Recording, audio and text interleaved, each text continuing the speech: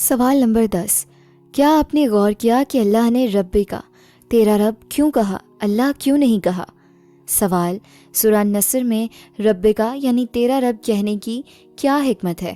اے، صرف زبان کی خوبصورتی، بی، کوئی خاص وجہ نہیں، سی، رسول اللہ صلی اللہ علیہ وسلم کے ساتھ اللہ کی خاص محبت اور مربیانہ تعلق کو ظاہر کرنا، ڈی، صرف شعر کے لیے۔ درست جواب سی، رسول اللہ صلی اللہ علیہ وسلم کے ساتھ اللہ کی خاص محبت اور مربیانہ تعلق کو ظاہر کرنا۔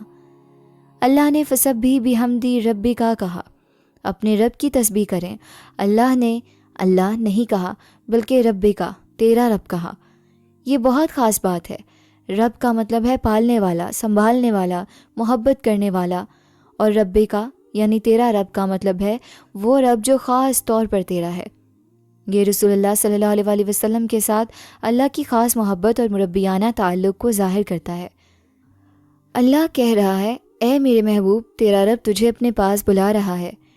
یہ ایک پیارے محبت بھرے انداز میں بات ہے، جیسے ایک استاد اپنے سب سے پیارے شاگرد سے کہے، اب تمہارا کام پورا ہو گیا، آؤ میرے پاس۔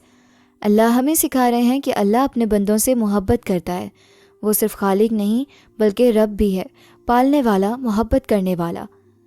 اللہ کو یا ربی، اے میرے رب کہہ کر پکاریں، یہ محبت اور قربت کا اظہار ہے۔ روزانہ قرآن سیکھنا جنت کا راستہ آسان کرتا ہے۔